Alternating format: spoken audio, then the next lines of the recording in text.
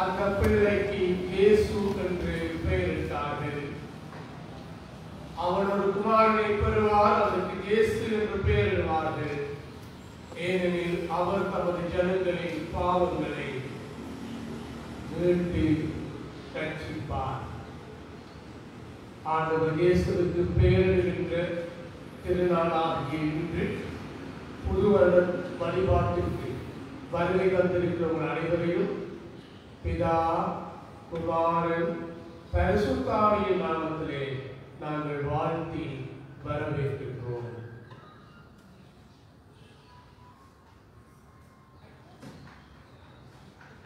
வழிபாட்டுகளிலே 6ஆம் பக்கம். கடவுளை போற்றுங்கள், புனிதமாக்குதலுக்கான வேண்டல். 7ஆம் பக்கம். நமது உள்ளத்தின் ஆழம்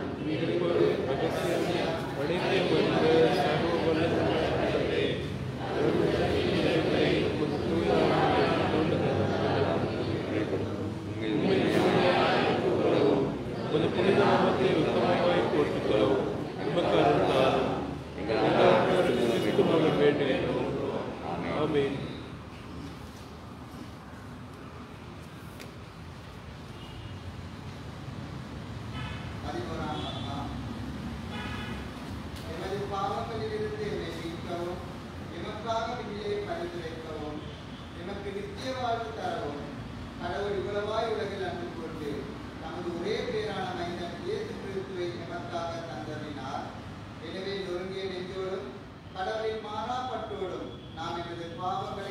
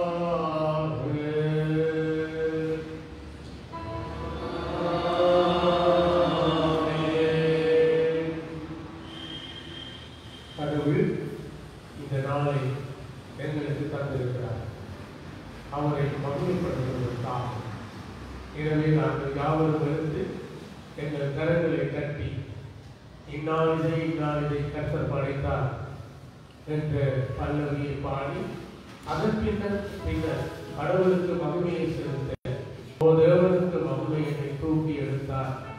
எனவே பாவத்திலிருந்து எங்களை தூக்கி எடுத்ததன் நோக்கம் அவரை குறித்து பாடுவதற்காக. அதன் பின்னர் அவர் வாசகங்களை துணியோடு வருவேன். இந்த 3 பல்லவியையும் இடைவிடாமல் நாங்கள் தொடர்ச்சியாக பாடுவோம். முதல்ல இந்நாளிதை கர்த்தர் படைத்தார், இரண்டாவது தேவனுக்கு மகிமை தூக்கி எடுத்தார், மூன்றாவதாக அவர் வாசகங்களை துணியோடு வருவேன். பாடல் குழுவோடு நுழைந்து கரங்களை கட்டி உற்சாகமாக பாடுவோம்.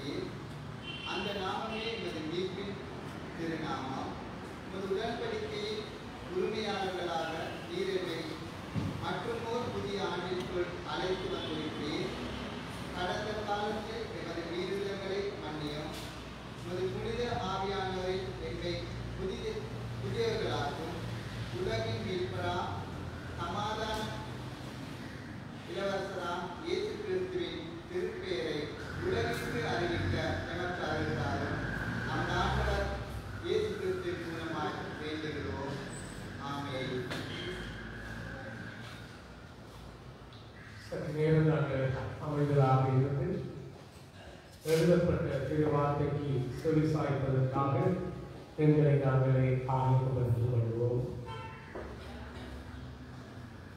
வேத வாக்கியங்கள் அனைத்தும் தேவாவினால் அன்னப்பட்டு எழுதப்பட்டிருக்கின்றன. அவைகள் போதிப்பதற்கும் கற்பிப்பதற்கும்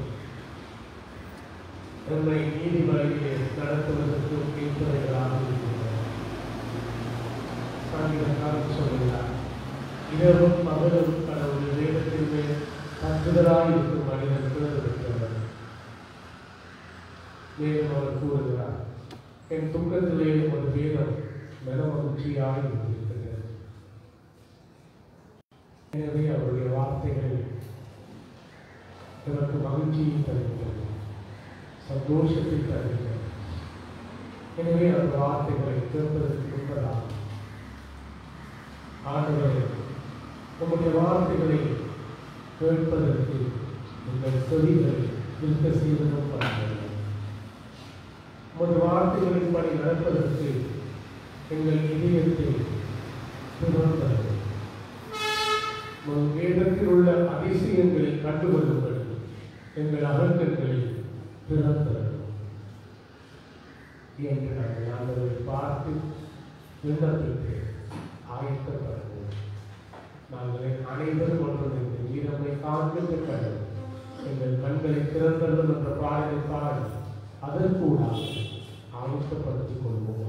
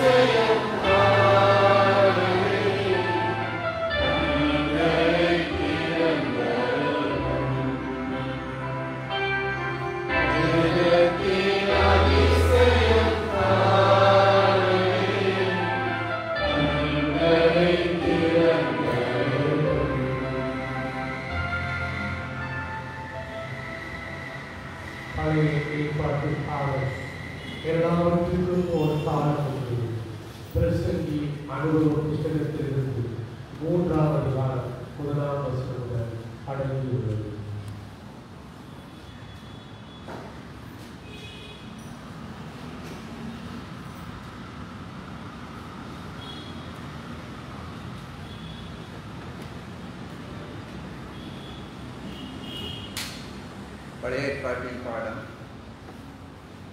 பிரசங்கி 3ஆம் அதிகாரம் 1ஆம் வசனம் முதல் 12ஆம் வசனம் வரை. பிரசங்கி 3ஆம் அதிகாரம் 1ஆம் வசனம் முதல் 12ஆம் வசனம் வரை. ஒவ்வொன்றிற்கும் ஒவ்வொரு காலம் உண்டு. வானத்தின் கீழ் இருக்கிற ஒவ்வொரு காரியத்துக்கும் ஒவ்வொரு சமயம் உண்டு. பிறக்க ஒரு காலம் உண்டு, இறக்க ஒரு காலம் உண்டு. நட ஒரு காலம் உண்டு, நட்டதை விடுங்க ஒரு காலம் உண்டு. கொல்ல ஒரு காலம் உண்டு, குணமாக்க ஒரு காலம் உண்டு. இடிக்க ஒரு காலம் உண்டு, கட்ட ஒரு காலம் உண்டு. அழ ஒரு காலம் உண்டு, நகைக்க ஒரு காலம் உண்டு.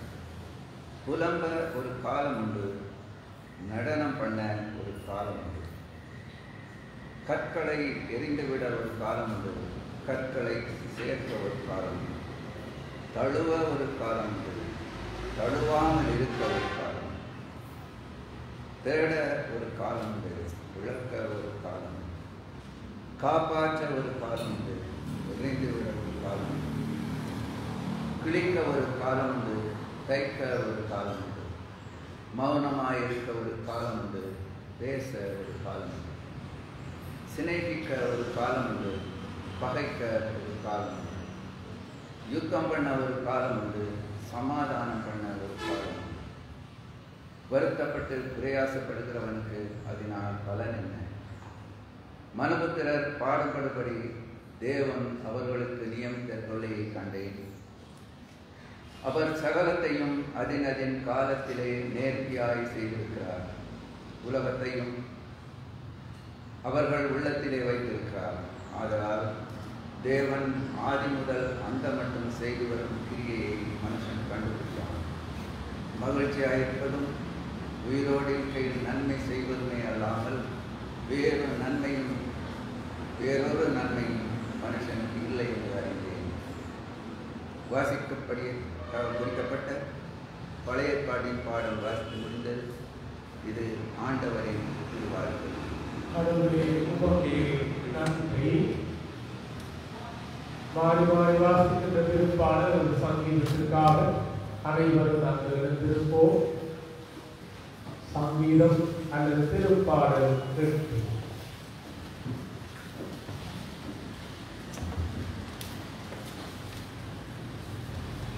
மாறி மாறி வாசிக்க வேண்டிய 8ஆம் சங்கீதம் 1 முதல் 9 வரை. 8ஆம் சங்கீதம் 1 முதல் 9 வரை. எங்கள் ஆண்டவராகிய கர்த்தாவே, உம்முடைய நாமம் பூமி எங்கும் எவ்வளவு மேன்மையுள்ளதாக இருக்கிறது. உம்முடைய மகத்துவத்தை வானங்களுக்கு மேலாக வைத்தீர்.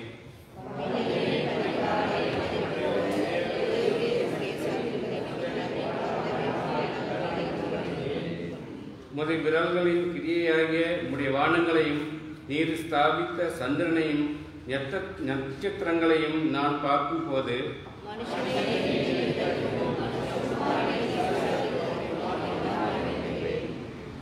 நீர் அவனை நோக்கி தேவதூதரிலும் சற்று சிறியவனை ஆக்கினீர். மகிமையினாலும் கனத்தினாலும் அவனை முடிசூட்டினீர்.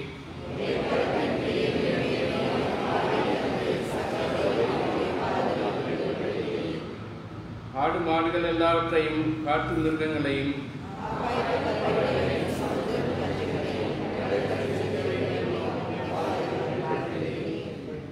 எங்கள் ஆண்டவராகிய கர்த்தாவே, உம்முடைய நாமம் பூமி எங்கும் எவ்வளவு மேன்மையுள்ளதாக இருக்கிறது. பிதாவுக்கும் குமாரனுக்கும் பரிசுத்தாவுக்கும் மகிமை உண்டாவதாக.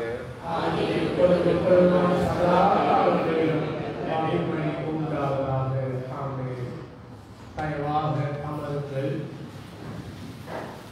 புதிய ஏற்பாட்டு பாடம் பிலிப்பியர் 4.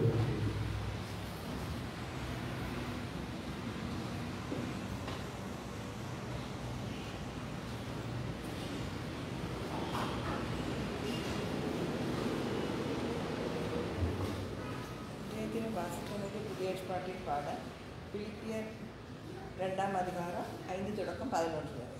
பிலிப்பியர் 2 5 தொடக்கம் 11 வரை.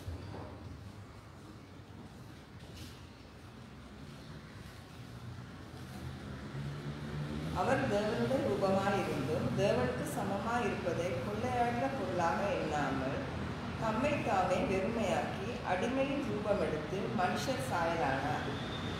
அவர் மனுஷ ரூபமாய் காணப்பட்டு மரண பரியந்தம், அதாவது சிலுவை மரண பரியந்தம் கீழ்ப்படிந்தவராகி தம்மை தாமே தாழ்த்தினார்.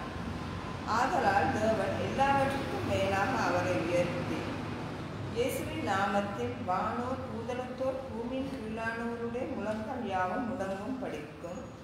பிதாவாகிய தேவனுக்கு மகிமையாக இயேசு கிறிஸ்து கர்த்தர் என்று நாவுகள் யாவும் அறிக்கை பண்ணும் படிக்கும் எல்லா நாமத்திற்கும் மேலான நாமத்தை அவருக்கு தந்தறினார். வாசிக்க வேண்டிய 2ஆம் பாடம். கடவுளின் திருவார்த்தை. கடவுளே உமக்கே நன்றி. கற்றை வாசகத்திற்காக நாங்கள் அனைவரும் வந்திருப்போம்.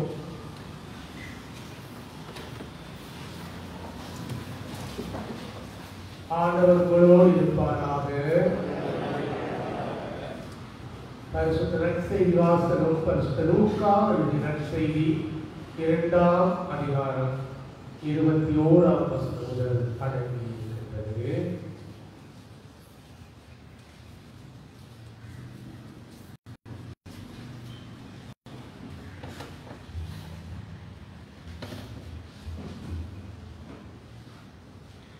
இந்த தினம் வாசிக்கும்படியாக கொடுக்கப்பட்டிருக்கும் நற்செய்தி வாசகம் புதிய ஏற்பாட்டு நற்செய்தி வாசகம் லூக்கா சுவிசேஷம் 2ஆம் அதிகாரம் 21ஆம் வசனம் சொல்லி கேட்கிறது.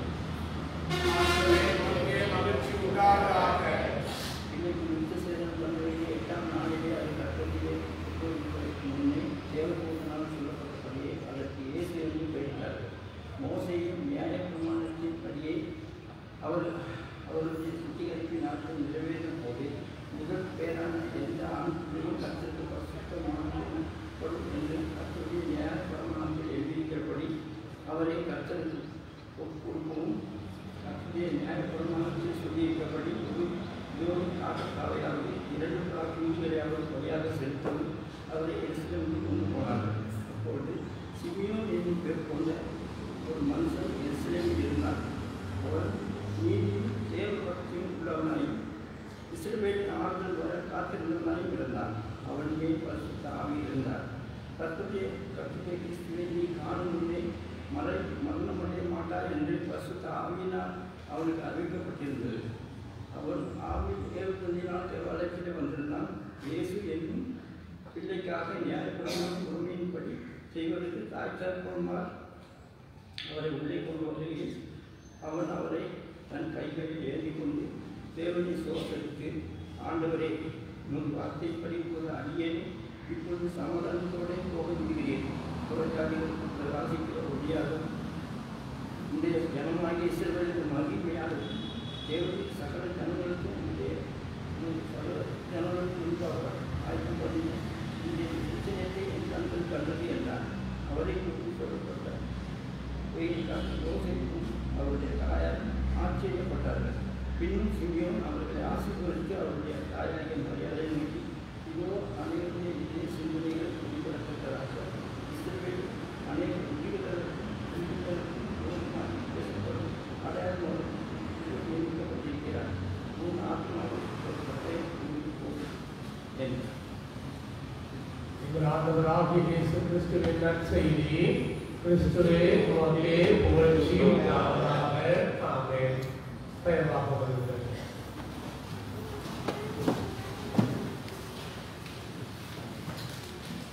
திருப்பணியாளர்கள் அவருடைய குடும்பத்தார் அனைவருடனும் ஒன்றிணைந்து உங்களுக்கு புத்தாண்டு வாழ்த்துக்களை நாங்கள் தெரிவிக்கின்றோம். பொதுவாகவே தமிழ் மொழியிலே இருக்கின்ற பழமொழிகளிலே ஒன்று தை பிறந்தால் வழிபிறக்கும். தை பிறந்தால் வழிபிறக்கும். வெளிப்படுத்தல் 21ஆம் அதிகாரம் 1 முதல் 7ஆம் வசனம் வரை படித்து பார்த்தால், இதோ நான் புதிய வானத்தையும் புதிய பூமியையும் சிருஷ்டிக்கின்றேன். பழையவைகள் அனைத்தும் ஒழிந்து போயின. இனி கண்ணீர் இல்லை, கவலை இல்லை. புதிய வானமும் புதிய பூமியையும் நான் படைக்கின்றேன். எனவே இந்த புதிய வானம் அல்லது புதிய பூமி உலகிலே படைக்கப்படுவதற்கு அல்லது இந்த வானத்தை இந்த பூமியை இந்த புதுமை நாங்கள் எவ்வாறு அனுபவிக்கிறோம் என்பது மிகப்பெரிய ஒரு கேள்விதான். புது வருடத்திற்கு முதலாவது நாளிலே, அதாவது நேற்றைய நாளிலே, பொதுவாக இந்திய மண்ணிலே பழைய பொருட்கள் எல்லாவற்றையும் அவர்கள் எரித்து புதிய வருடத்தை வரவேற்பார்கள்.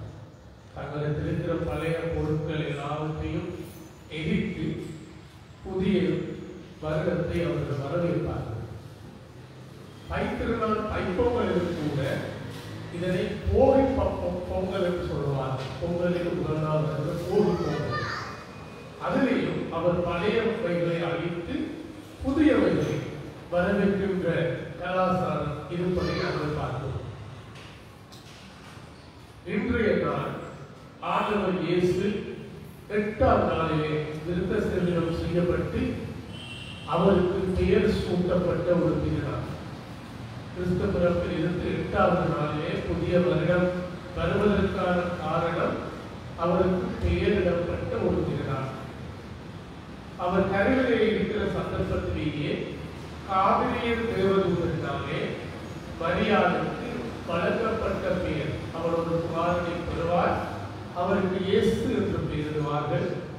ஏனெனில் அவர் தமது ஜனங்களின் பாவங்களை குறித்து அவரை ரட்சிப்பார். எனவே இயேசு என்ற பெயர் இங்கே இந்த நாளிலே அங்கே அவருக்கு மறுபடியுமாக பெயர் வழங்கப்படுவதை நாங்கள் பார்க்கிறோம். இயேசு என்பதற்கு ரட்சகர் அல்லது விடுதலையாளர் என்று அர்த்தம். விடுதலையாளர், மீட்பர் இரட்சகர் போன்ற பதங்கள் இந்த பெயருக்கு மிக மிக பொருத்தமானது. எபிரேய மொழியிலே யோசுவா என்றதன் மூல மொழிபெயர்ப்பாகவே இயேசு என்ற பெயர் வருகிறதை நாங்கள் பார்க்கலாம். திருமறை சிறப்பாக இந்த ரட்சிப்பின் பணி அல்லது விடுதலையின் பணி, மீட்பின் பணி அவருடைய பெயருக்கு ஏற்ற வகையிலேயே அவருக்கு கொடுக்கப்படுகிறது. இந்த பணியை ஆற்றுகின்ற பொறுப்பும் அவருடைய பெயருக்கு ஏற்ற வகையில் அவரிடத்திலேயே வழங்கப்படுகிறது. எனவே அவர் இப்படிப்பட்ட இந்த மீட்பின் பணியை ஆற்றுவதற்காக அல்லது பிறரை விடுதலை செய்கின்ற பணியை ஆற்றுவதற்காக எவ்வாறு அவர் செயல்பட்டார் என்பதை குறித்து நாங்கள் வாசிக்க கேட்ட புதிய ஏற்பாட்டு பகுதி பிலிப்பியர் 2ஆம் அதிகாரம் 5 முதல் 11 வரை உள்ள பகுதி எங்களுக்கு காண்பிக்கிறது. இந்த பகுதி பொதுவாக கெனோசிஸ் அல்லது வெறுமையாக்கல் பகுதி என்று அழைப்பார்கள். ஆதி திருச்சபையிலே புது வருடத்திலிருந்து பாடப்படுகிற ஒரு பாடலாகவும் இந்த பகுதி காணப்படுகிறது. ஏனைய பகுதிகளை விட இதுதான் புதிய பாட்டிலே காணப்படுகிற மிகவும் பழமை மிக்க ஒரு பகுதி, ஆழம் மிக்க ஒரு பகுதி. இங்கே இந்த மீட்பு பணியை பற்றி பவுல் பார்க்கின்ற போது அவர் அக்காலத்திலே சிறைகளுக்குள் அடைக்கப்பட்டிருந்த 2 குண இயல்புகளை பற்றி கூறி அதை எவ்வாறு இயேசு விடுவித்தார் அல்லது முடித்தார் என்பதை பற்றி காண்பிக்கிறார். அதிலே 2 வார்த்தைகளை அவர் பயன்படுத்துகிறார். ஒன்று மனித சாயலானார், இரண்டாவது வாழ்வு பரியந்தம் தாழ்மை உள்ளவராய் செயல்பட்டார். முதலாவது மனித சாயலானார், இரண்டாவது வாழ்வு பரியந்தம் தாழ்மை உள்ளவராக செயல்பட்டார். பொதுவாகவே இந்த 2 கருத்துக்களும் அல்லது இந்த 2 கருத்துக்களும் அந்த கால பகுதியிலே சிறைப்பிடிக்கப்பட்டிருந்த கருத்துக்கள். இந்த 2க்குமே விடுதலை தேவைப்பட்டது. குறிப்பாக சிறை என்று சொல்லுகின்ற போது, விடுதலை என்று சொல்லுகின்ற போது, அண்மையிலே ஜனாதிபதி அவர்களிடத்திலே 480 பேருடைய பெயர்கள் கொடுக்கப்பட்டிருக்கின்றன. பொது மன்னிப்புக்காக, விடுதலைக்காக. மரண தண்டனை விதிக்கப்பட்டவர்களுக்கு அவர்களுடைய தண்டனை ஆயுட்கால தண்டனையாக குறைக்கப்பட்டுள்ளது. ஆயுட்காலமாக தண்டனை விதிக்கப்பட்டவர்களுக்கு 20 ஆண்டு தண்டனைகள் என்று தண்டனை வாழ்க்கலாம். சிறையில் இருந்து ஒரு விடுதலை. அவ்வாறு அதே சூழல் அக்காலத்திலே இந்த 2 சிந்தனைகளுக்கு சிறைப்பிடிக்கப்பட்டிருந்தன. 2 சிந்தனைகள் சிறைப்பிடிக்கப்பட்டிருந்தன. அதில் முதலாவது மனித சாயலானார் என்று சொல்லுகின்ற போது, இயேசுவின் பிறப்புக்கு முன்பதாகவே மனித உடல், மனித சரீரம் தீயது என்ற கருத்து மக்கள் மத்தியிலே நிலவியது. ஏனென்று சொன்னால் அக்காலத்திலே வாழ்ந்த மக்கள் தமது சரீரத்தை தமக்கு ஏற்ற வகையிலேயே பயன்படுத்தினர். சரீரம் ஒரு இன்பப் பொருளாக காணப்பட்டது என அறிஞர்கள் கூறுகிறார். அந்த அளவிற்கு மனித சரீரம் அங்கே பெறுமதியற்றதாகவும் மற்றவர்களாலே மதிப்பற்றவர்களாகவும் ஏனோ தானோ என்று ஒவ்வொரு மனிதனும் எண்ணிக்கொண்டிருந்த காலத்திலே ஆண்டவர் இயேசு இங்கே மனித சாயலாகி சரீரத்தை சிறைப்பிடித்து வைத்திருந்த எல்லா பொறுமைகள், எல்லா கிரியைகளிலும் இருந்து விடுதலையை கொடுத்து அந்த சரீரத்தின் பெருமதியை, மதிப்பை உயர்த்தினார். இதுதான் ஆண்டவர் இயேசு செய்த முதலாவது விடுதலை பணி.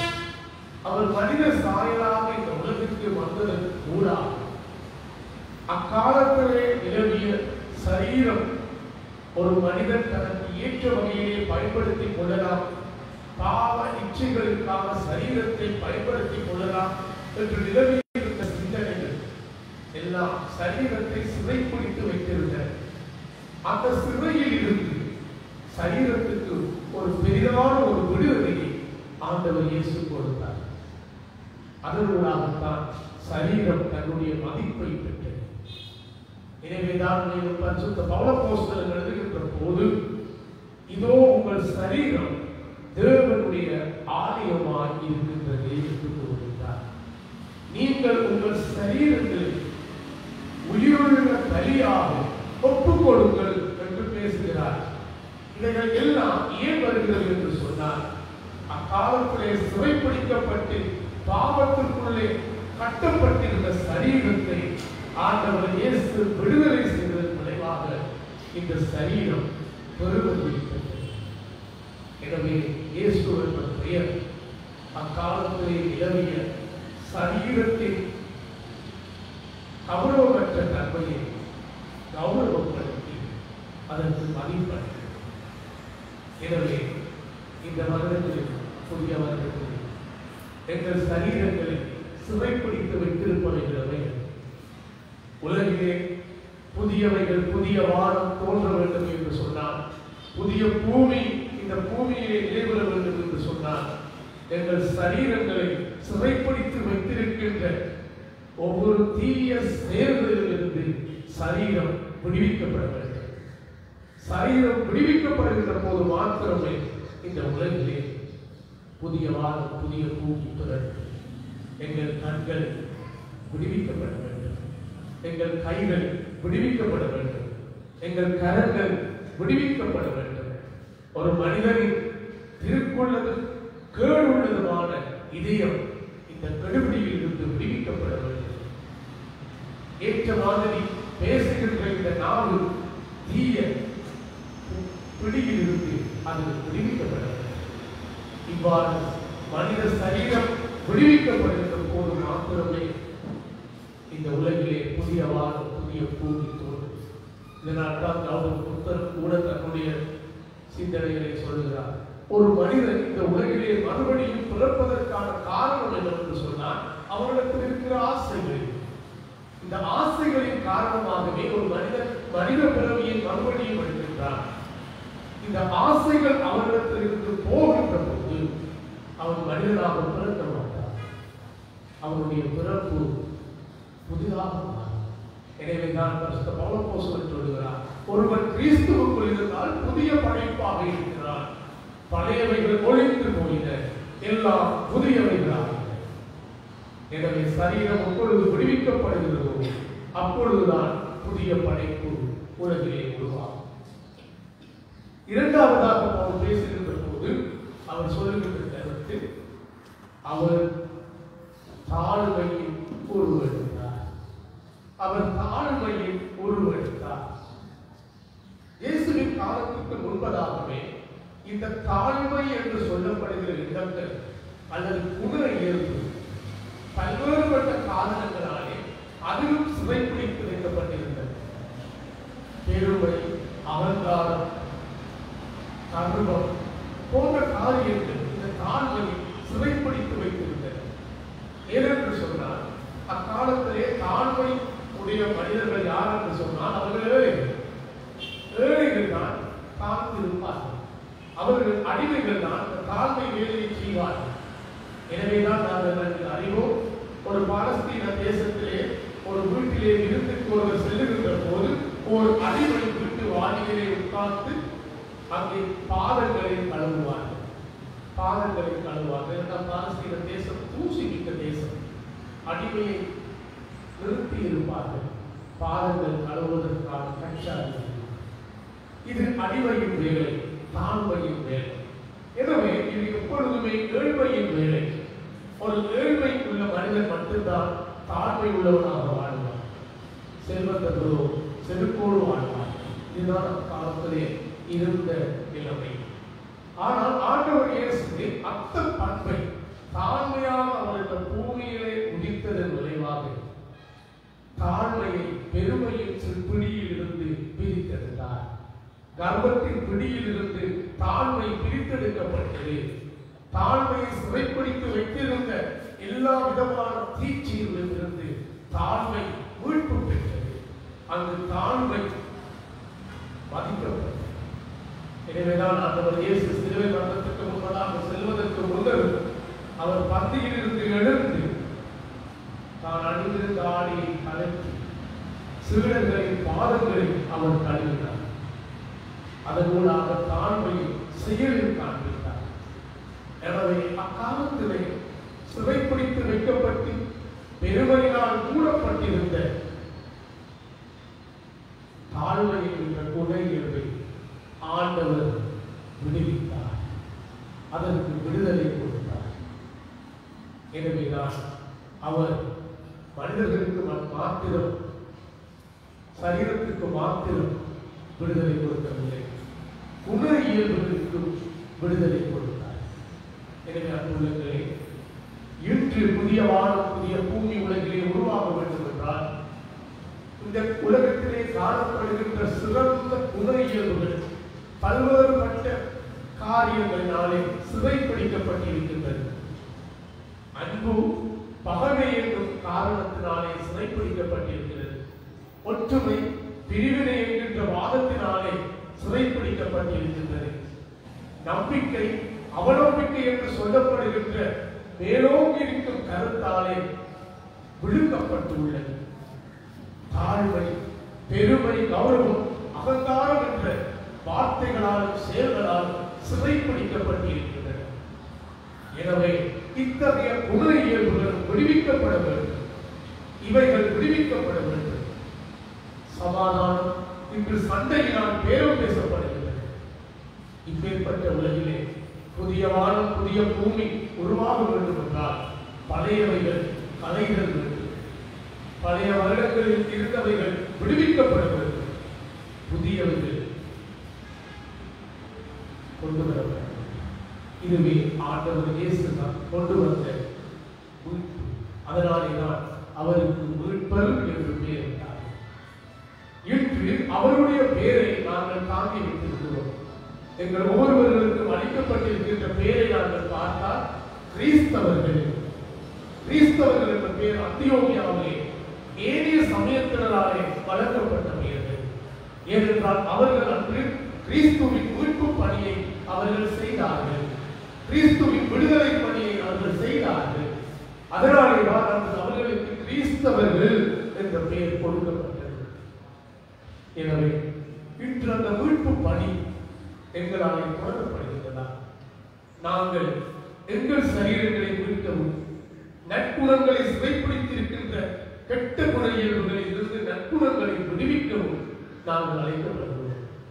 அது மாத்திரமல்ல, எங்களுடைய மீட்பு எங்கள் குடும்பத்திற்குள்ளோ எங்களுக்குள்ளோ திருச்சபைக்குள்ளோ அல்ல, உலகத்திற்குள்ளேயே இந்த மீட்பின் பணி கொண்டு செல்லப்படுகிறது. இவ்வாறு நாங்கள் இந்த மீட்பின் பணியை செய்கின்றவர்களிலே சங்கீதத்தால் 8ஆம் சங்கீதத்திலே சொல்லுகின்றார், நாங்கள் ஒவ்வொருவரும் எண்ணிக்கொள்வோம், நாங்கள் தேவ தூதரிலும் சற்று குறைவாக படைக்கப்பட்டவர்கள். தேவ தூதரிலும் சற்று குறைவாக படைக்கப்பட்டவர்கள். எனவேதான் சிமியோன் இயேசுவை கண்டவுடனே அவன் பாடுகிறான், புறஜாதியருக்கு ஒளியாகவும் இஸ்ராயேலுக்கு மகிமையாகவும் தேவனே சகல இடங்களுக்கு முன்பாக ஏற்படுத்திய இரட்சணியத்தை என் கண்கள் கண்டது, மீட்பரை என் கண்கள் கண்டது. எனவே எங்களுடைய மீட்பு பணி, எங்களுடைய விடுதலை பணி இந்த உலகிலே தொடரும் என்றால் ஏனையவர்கள் எங்களை பார்த்து சொல்லுவார்கள், இதோ மீட்பரை நாங்கள் காண்கிறோம், மீட்பு பணியை நாங்கள் காண்கிறோம் என்று ஏனையவர்கள் எங்களை குறித்து சாட்சி சொல்லுவார்கள். எனவே இந்த புதிய வருடத்திலே கிறிஸ்தவர்கள் என்ற பெயரை கொண்டிருக்கின்ற நாட்கள், பிறராலே தரப்பட்ட திருமணத்தினூடாக புனிதப்படுத்தப்பட்ட நாட்கள், இந்த மீட்பின் பணியை நாங்கள் தொடர ஆரம்பித்தோம். எங்கள் சரீரங்களை சிறைப்பிடித்து வைத்திருப்பவைகள் எவைகள், அவைகளிலிருந்து விடுதலை பெற நாங்கள் ஆரம்பித்தோம். நல்ல குண இயல்புகளை சிறைப்பிடித்து வைத்திருப்பவைகள் எவைகள், அவைகளுக்கு விடுதலை கொடுக்க நாங்கள் ஆரம்பித்தோம்.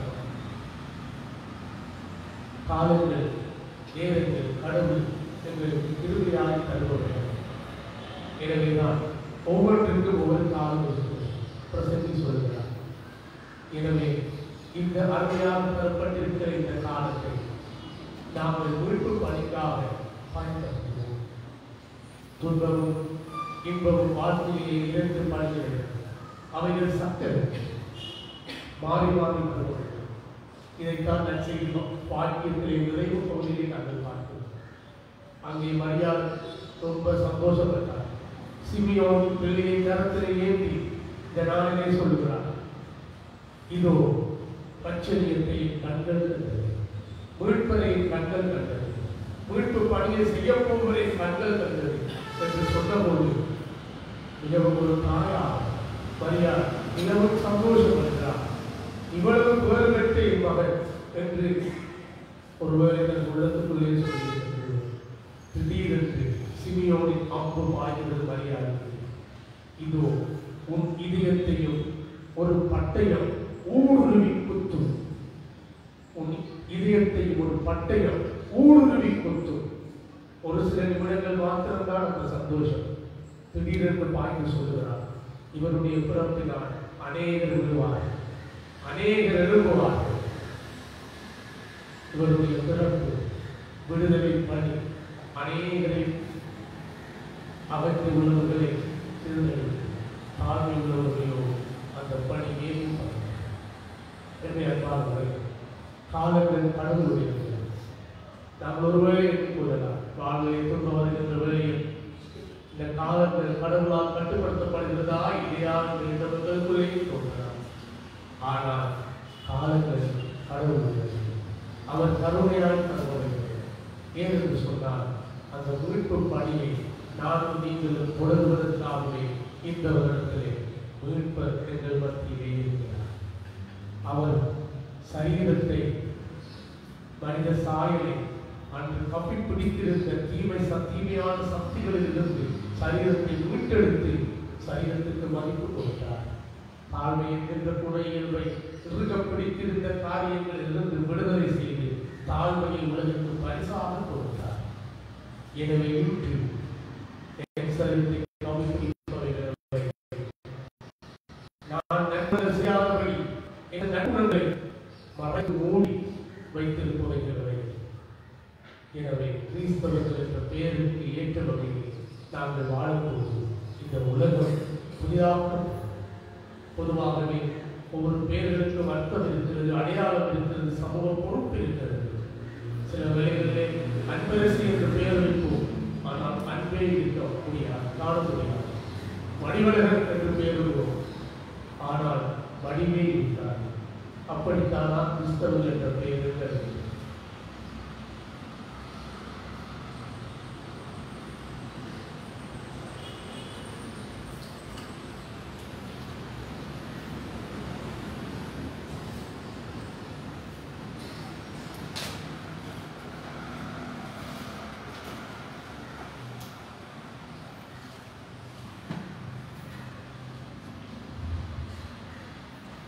அவருடைய வார்த்தையை கேட்டனாக பல்வழியாக அவருடைய விளைவு கடவுளுடைய அன்பின் வெளிப்பாடாகிய விசுவாசத்தை பாடல் ஊடாக அறிவிக்கிறோம். விசுவாச பிரமாணம் எழுந்து சேர்ந்து கடவுள்கள் மீது அன்பு கொள்கின்றார் என்பதை நாங்கள் அறிக்கையிடுவதற்கு முன்னர் சற்று நேரம் அமைதியாக இருப்போம். இந்த விசுவாச பிரமாணத்தை அறிக்கையிடுவதற்கு முன்னர் இப்பொழுது அன்பின் வெளிப்பாட்டை குறித்த ஒரு பாடலை நாங்கள் பாடுவோம். அந்த பாடலை கேட்போம். அந்த பாடலை கேட்கும் வேளையிலே எங்கள் விசுவாசத்தை அறிக்கையிட நாங்கள் எங்களை தயார்படுத்திக் கொள்வோம்.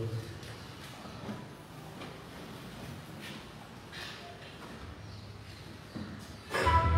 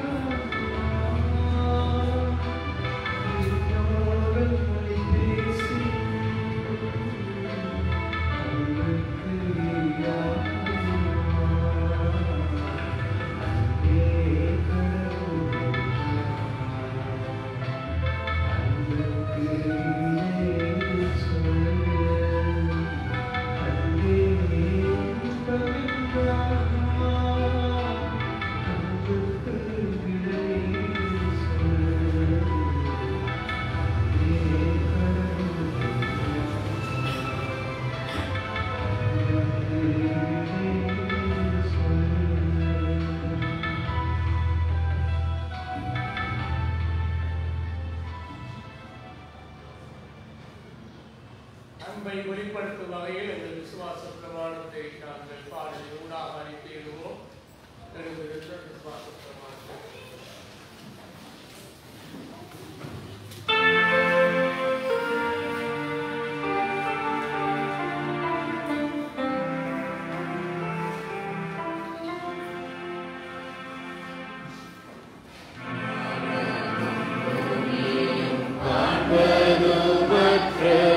Amen.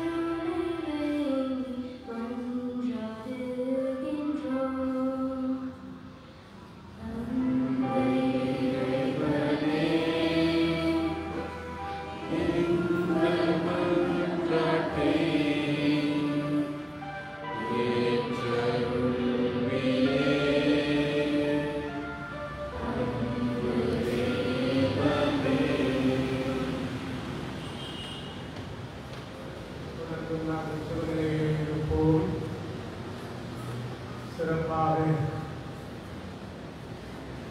கடந்த 28ஆம் தேதி பிறந்த நாளை கொண்டாடிய ஜோயம் கேட்டதற்காக நாங்கள் கட்டடத்தை மன்றாடுங்கள்.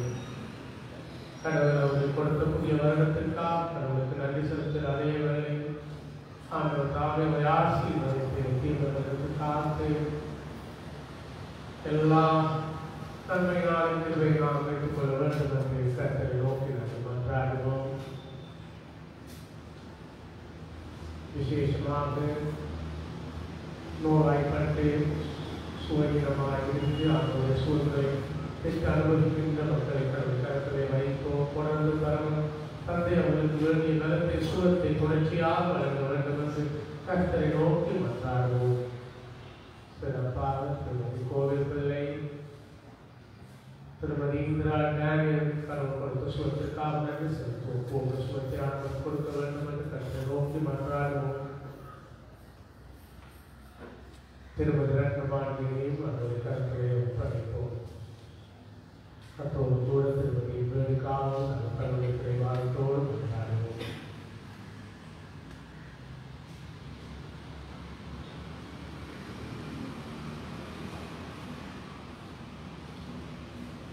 Moses Andrea, Usha Mestia, திருமதி Dawn, திருமதி Priscilla,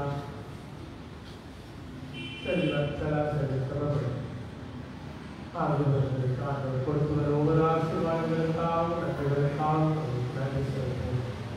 ஆலயத்துக்கு வர முடியாத சூழ்நிலைகள் அவர்களுக்கு ஏற்பட்ட ஆகிய இடங்களிலே ஆண்டவர்களை தொட்டு ஆசீர்வதிக்க வேண்டும் என்று கருத்தை நோக்கி மன்றாடுவோம்.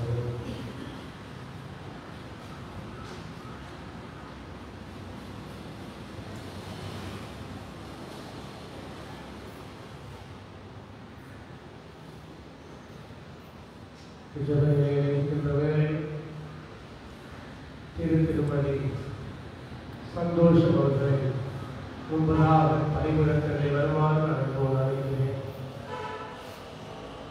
அந்த குடும்பத்திற்காக நாங்கள் மன்றாடுவோம். சிறப்பாக திருவாளர் சந்தோஷம் அவர்கள் தன்னுடைய மரணத்திற்கு பின்னர் 15 லட்சம் ரூபாய் பணத்தை மறைமாவட்ட நம்பிக்கை நிதியத்திலே வைப்பு செய்து அதிலிருந்து வருகிற 70% வட்டி திருச்சபைக்காகவும் 30% வட்டி அந்த முதலோடு இணைய போகிறது. மேலும் திருவாளர் சந்தோஷம் அவர்கள் தன்னுடைய மரணத்துக்கு பின்னர் தன்னுடைய பயன்படுத்தி வருகின்ற காரை உயர்ந்த நிலைக்கு ஈட்டு அதன் பணத்தை மறைமாவட்ட நம்பிக்கை நிதியத்தில் வைத்து அது வட்டியை 70% திருச்சபைக்கும் 30% முதலோடு ஏற்படுகின்றது. இந்த பணியில் அவருடைய குடும்பத்தார் மாவட்ட பேராயர் குடும்பங்கள் அக்காலத்திலே இருக்கிற கிறிஸ்தனார் ஆலய குருவானவர்கள் சபை மூப்பர்கள் அதை வைத்து கொண்டார்கள். எனவே இந்த பணி முன்னெடுக்கப்பட்டிருக்கிற நேரத்தில் இந்த குடும்பத்திற்காக அவருடைய தியாகங்களுக்காக கடவுளுக்கு நன்றி செலுத்தி நாங்கள் அனைவரும் ஜுபநிலையில் இருப்போம். முன்பதாக வருகிற வேளையில் நாங்கள் அவர்களுக்காக சிறப்பு ஜுபத்தை இப்பொழுது நாங்கள்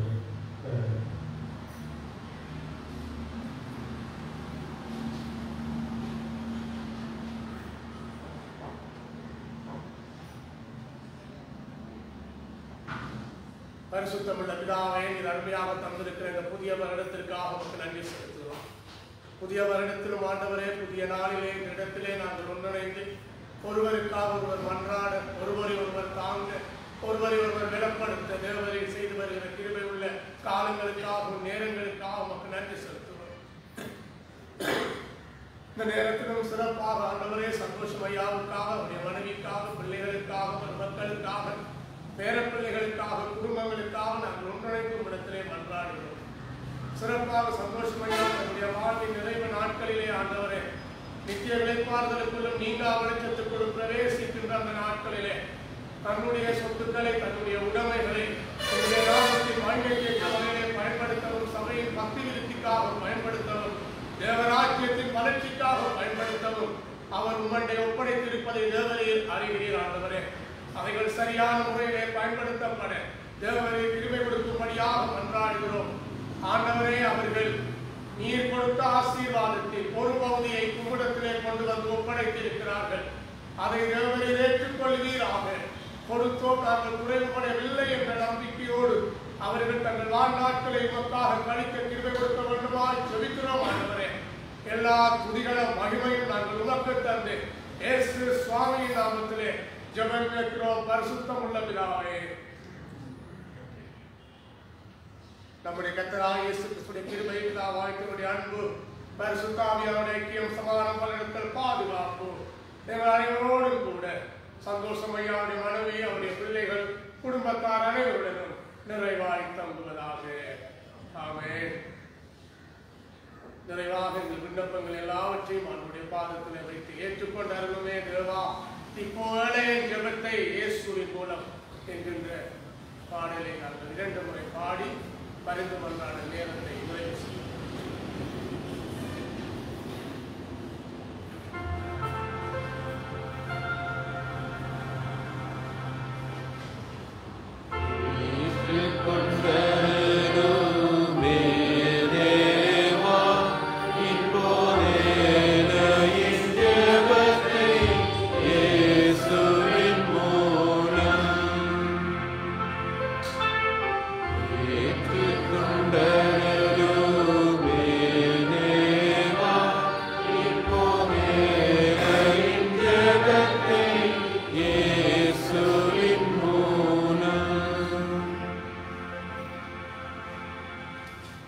சமாதான வாழ்த்திற்காக நாங்கள் அனைவரும் எழுந்திருப்போம்.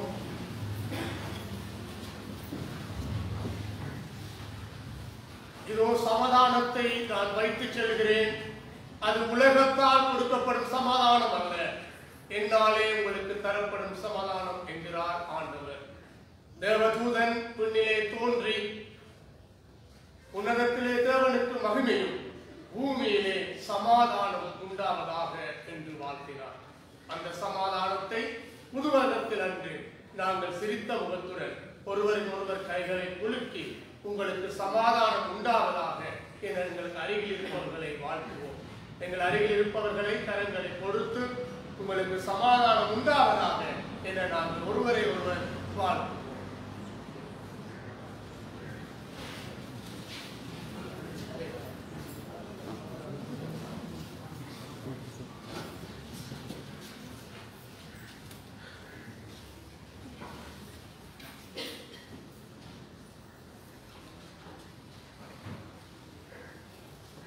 வானிலும் பூமியிலும் மேலான நாமம், அது வல்லமையுள்ள நாமம், அது எங்களை விடுவிக்கின்ற நாமம். தூதர்கள், பிரதான ஆசாரியர்கள் எல்லோரும் உரைத்து பாடும் நாமம், எங்களுக்கு மீட்பை தருகிற நாமம். எனவே திரையிலே வருகின்ற இயேசு என்ற திரு நாமத்திற்கு பெயரிடப்பட்ட இந்த நாளிலே அந்த நாமத்திற்கு எப்போதுமே சோஸ்திரம் உண்டாவதாக என்று அந்த நாமத்தை நாங்கள் போற்றி புகழ்ந்து பாடுவோம். திரையிலே வரப்போற அந்த பாடலை எல்லோரும் சேர்ந்து உற்சாகமாக பாடுவோம்.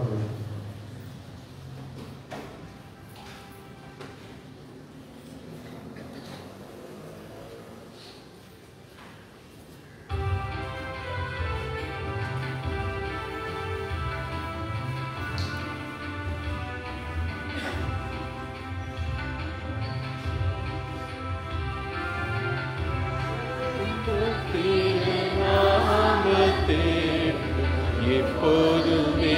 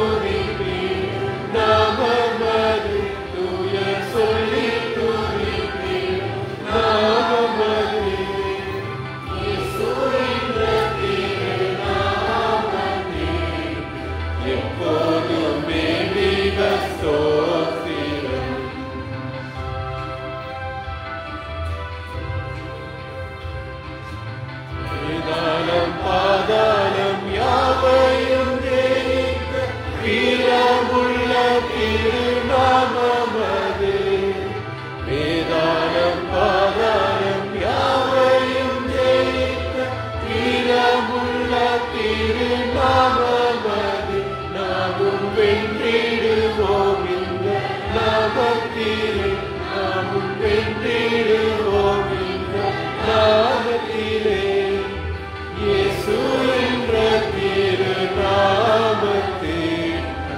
எப்போதுமே வீண ஸ்தோத்திரம்.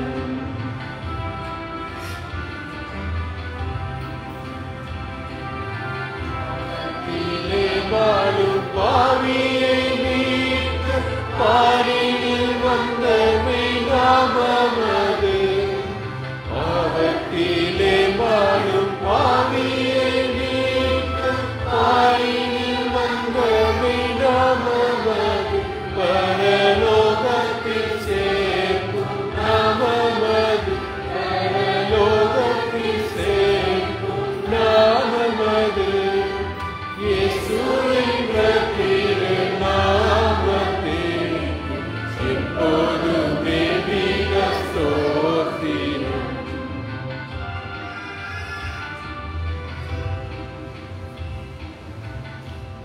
இன்றைக்கு நமதிலும் ஒருமித்து கூடவும் நாமத்தினால் நீ தந்த கிருபைக்காகவே உமக்கு நன்றி. ஸ்தோத்திரம் இயேசுநாதா. அந்த அடியை மாத்திரம் நாங்கள் பாடி எங்களிலும் எங்களுடைய கொடைகள், கர்மங்கள், எங்கள் இயலுமைகள், இயலாமைகள் எல்லாவற்றையும் கர்த்தரிடத்திலே படைப்போம்.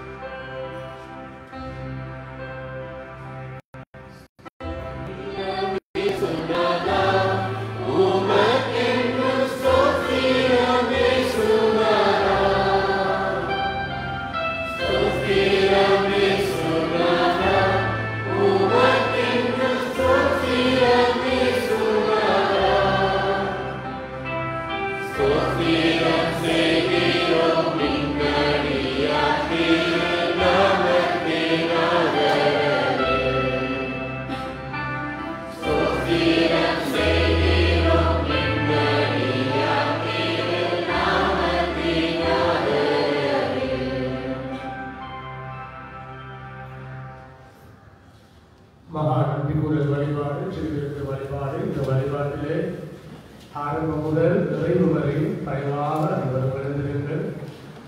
இருக்க முடியாத மாத்திரம் உட்கார்ந்திருக்கலாம். உலகின் பாவங்களை சுமக்கும் சுமதி என்ற பாடல் பாடுவதை பயனாக எல்லாரும் திருவிழாவுக்காக எழுந்திருக்கிறார்கள். ஆண்டவர் உங்களோடு இருப்பாராக. உங்கள் இதயங்களை உயர்த்துங்கள். நாம் கடவுளாகிய ஆண்டவருக்கு நன்றி செலுத்துவோம். எல்லா தந்தையே, உன்னையும் மண்ணையும் படைத்த படைப்பாளரே, நாங்கள் எப்பொழுதும் உமக்கு நன்றியும் துதியும் செலுத்துவது நல்லதும் சிறந்ததும் மகிழ்ச்சியுமானது. உமது குமாரனும் எங்கள் ஆண்டவருமாகிய இயேசு கிறிஸ்துவிற்கு சேர்ந்தத்தின் ஊடாக பேரிடப்பட்ட திருநாளை இணைந்து கொள்ளவும் நீர் நமக்கு அளித்துள்ள இந்த புதிய நாளை, புதிய வருடத்தை, புதிய மாதத்தை கண்டுகொள்ளவும் கிருபை அளித்ததற்காக உமக்கு நன்றி கூறுகிறோம். ஆதலால் தூதரோடும் முதன்மை தூதரோடும் விண்ணக தோழர் அனைவருடனும் ஒன்றிணைந்து உமது திருப்பெயரின் மாட்சியை இடைவிடாது பாடுகின்றோம்.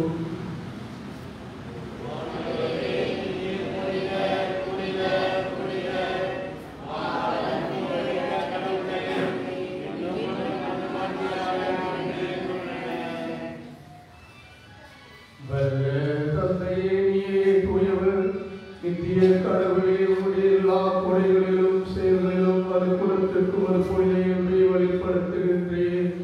உமது திருக்குமாரனாகிய இயேசு கிறிஸ்துவும் தூயவரே, அவரை கொண்டு உலகத்தையும் நீருருவாக்கி ஆசீர்வதிக்க பெற்ற உமது ஆவியும் தூயவரே, அவர் கூடாய் சகலத்தை நமக்கு வெளிப்படுத்துகின்றீர். உம்முடைய ஆழமான காரியங்களை நமக்கு வெளிப்படுத்துகின்றவர் அவரே. நீர் தூயவராயிருப்பது போல உம்மை உமது சாயல் உருவாக்கி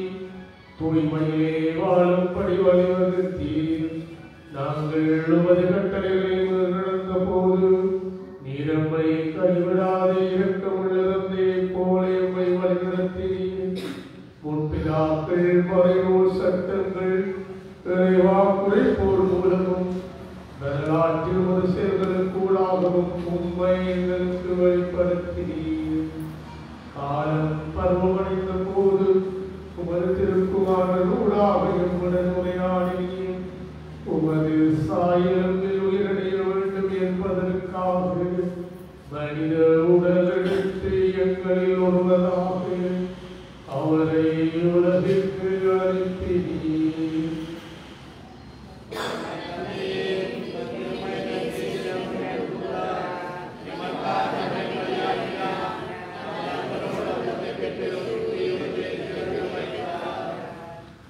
அவர் சிலுவையில் பாடுபட்டு மரிப்பதற்காக காட்டிக் கொடுக்கப்பட்ட அந்த இரவிலே என் ஆண்டவரும் உட்படுவாகிய இயேசு கிறிஸ்து அப்பத்தை எடுத்து அனைத்தும் வல்ல இறைவா உமக்கு நன்றி கூறி அதை பிட்டு சீடர்களிடத்திலே கொடுத்து,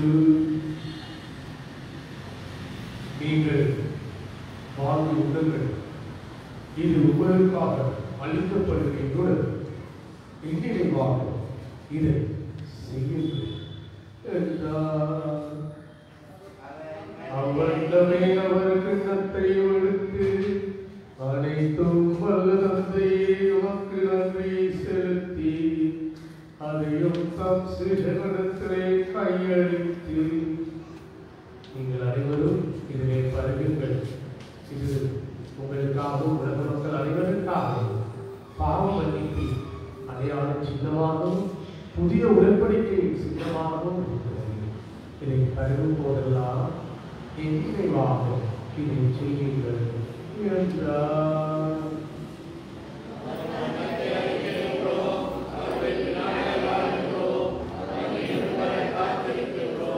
தந்தையே உம்முடைய முழுச்சபையுடனும் குழந்தைகளின் தோளுடன் ஒன்றிணைப்புடனும் நாம் இந்த அப்பத்தையும் ரசத்தையும் முன்வைத்து முழு படைப்புடனும் ஒன்றிணைந்து மைந்தனின் மரணத்திலும் வெற்றியிலும் களிகூர்ந்து அவர் நமக்காக நிறைவேற்றிய சபலத்து தோற்கு நன்றி செலுத்துகிறோம்.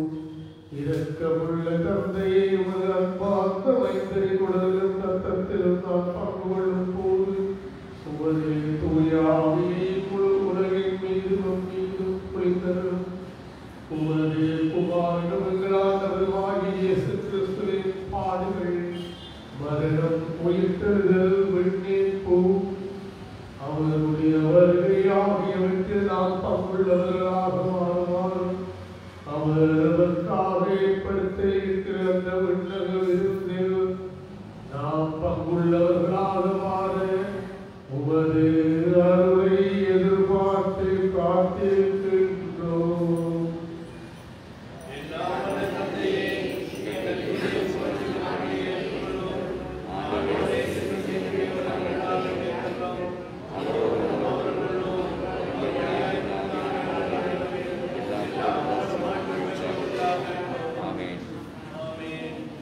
அப்பத்தை பெற்று கொண்டுகிறோமே, இது எங்கள் ஆண்டவரும் மீட்பருமாகிய இயேசு கிறிஸ்துவின் திருச்சரீரம் அல்லவா?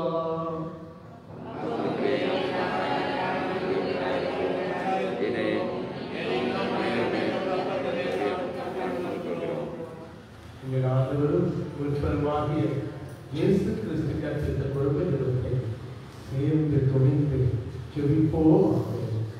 பரமண்டலங்களில் இருக்கிற பிதாவே, உம்முடைய நாமம் பரிசுத்தப்படுவதாக, உம்முடைய ராஜ்யம் வருவதாக,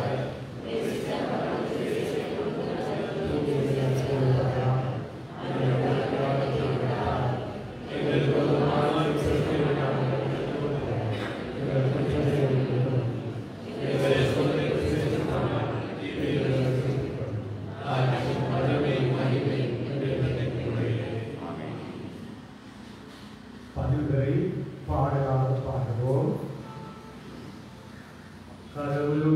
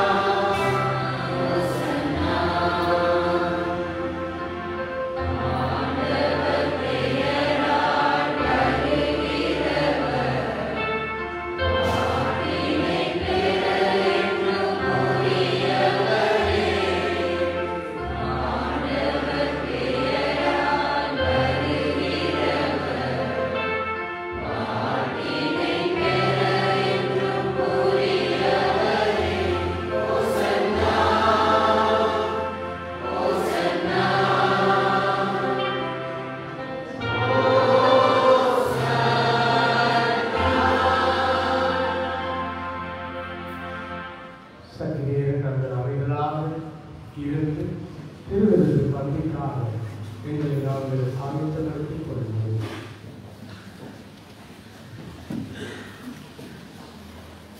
இதோ அனைத்தையும் நான் புதிதாக்குகிறேன். புதிய வானத்தையும் புதிய பூமியையும் உருவாக்க விரும்புகிறேன். அப்படி என்றால் ஏன் நீதியை விட அநீதி பலமானது?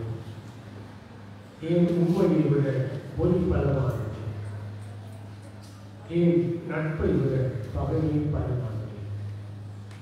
ஏனெனில் அன்று மக்கள் கூறினார்கள், இயேசுவை சிலுவையில் அறைந்து பரபாச எங்களுக்கு விடுதலை செய்யும், பரபாச எங்களுக்கு விடுதலை செய்யும், இயேசுவை சிலுவையில் அறைந்து. பரபாஸ் ஒரு கொலைகாரன், அவன் பொய்யன். அன்றிலிருந்து கொலை, பொய், அநீதி உலகிலே கட்டவிழ்க்கப்பட்டது. நீதிபதிகளோடு வாழ்வோம் சிலுவையிலே. எனவே அந்த நீதிபதிகளுடைய பந்தி, வாழ்வடைக்க வந்தவரின் பந்தி, விடுதலை அளித்தவர் பந்தி எங்களுக்கு ஆயத்தமாக இருக்கிறது. எனவே நாங்கள் கொண்டு பாடுவோம். உலகின் பாவங்கள் சுமக்கும் தெய்வத்தையே பாடலாயிருக்கிறது.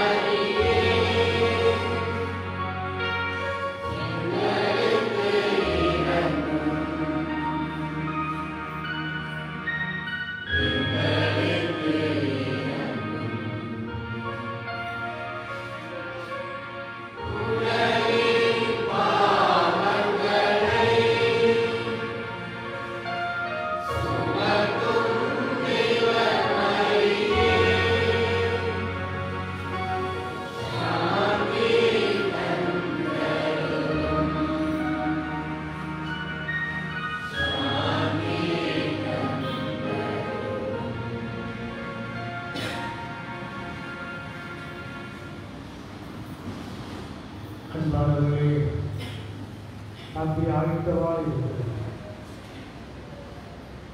ரட்சகர் எங்கள் வாழ்விலே ரட்சிப்பதற்கு இடம் கொடுங்கள். அப்பொழுது அவர் புதிய வானத்தையும் புதிய பூமியை சிருஷ்டிப்பார். நம்பிக்கையோடு அனைத்து வாருங்கள், ஆறுதலுண்டாக நற்பொழிகளை பெற்றுக் கொள்ளுங்கள்.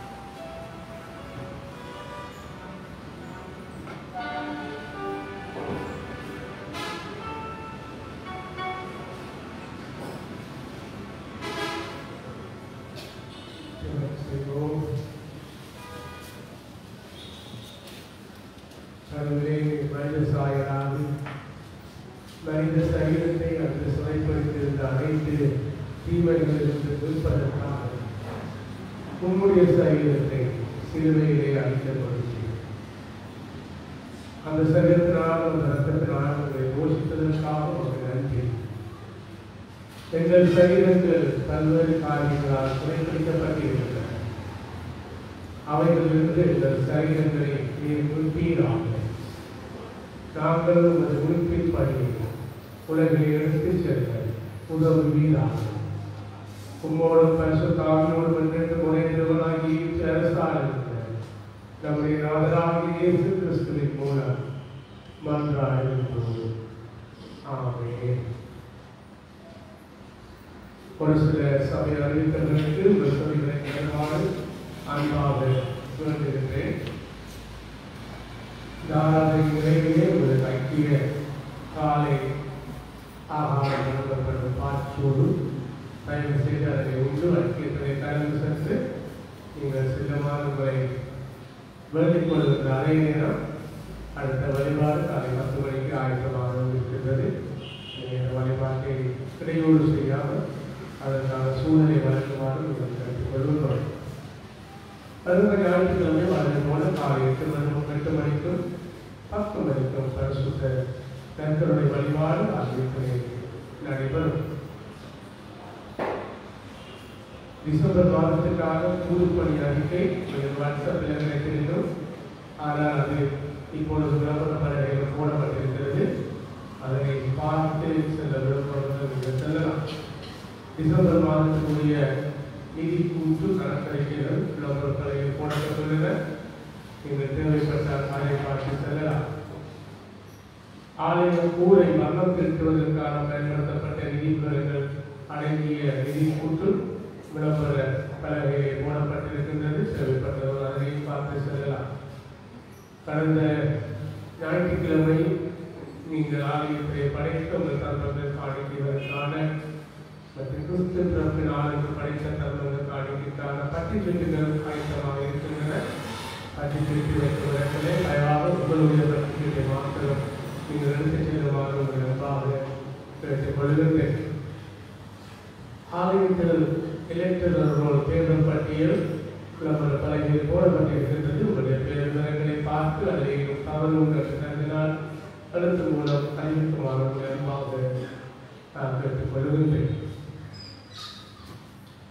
சிறப்பாக 10ஆம் தேதி முதல் ஒரு ஆலயத்தில் இணைந்து பணியாற்றுவதற்காக பணியாளர் கட்சி சொல்லவர்களோடு அவர்கள் பணிகளை இருக்கிறார். அவருக்காக குடும்பத்திற்காகவும் உங்களை மன்றாடுமாறு கேட்டுக் கொள்கின்றோம். அத்தோடு கூட எங்கள் மத்தியிலே கடந்த ஒரு வருடமாக பயிற்சிக்காக அனுப்பப்பட்ட சகோதரர் டான்சன் அவர்கள் மாற்றுதலாக இந்த அந்திரியாலய கம்பெனிக்கு வருகின்ற ஞாயிற்றுக்கிழமை முதல் அவர் அங்கு பணியாற்ற அனுப்பப்படுகிறார். கடந்த ஒரு வருடமாக அவர் சகோதரர் டான்சன் எங்களுடைய இணைந்து பல்வேறுபட்ட பணிகளிலே எங்களை தாங்கி பலப்படுத்தி எங்களை வழங்கியிருக்கிறார். எங்கள் புதிதாக தேர்ந்தெடுக்கப்பட்டிருக்கின்ற பணியிலும் கர்த்தர் அவரை ஆசீர்வதித்து வழங்க வேண்டும் என்று நீங்கள் ஒவ்வொருவரும் அவருக்காகவும் குடும்பத்திற்காகவும் மன்றாடுமாறு அன்பாக கேட்டுக் கொள்கிறோம்.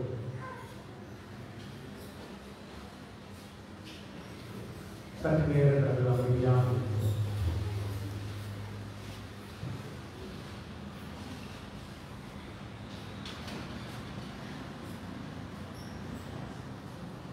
அதையெல்லாம் கடவுளை எங்களுடன் உடையது.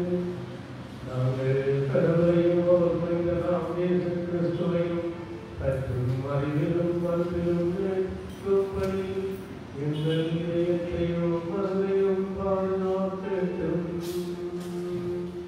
தந்தை மைந்தன் புனித ஆவியினுடைய ஆசி எங்களோடும் என்றைக்கும் நிலைத்திருக்கட்டும்.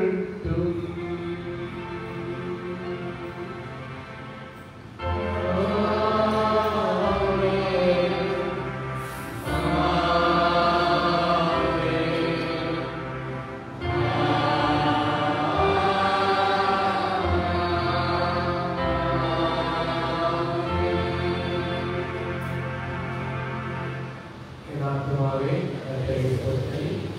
சுரனே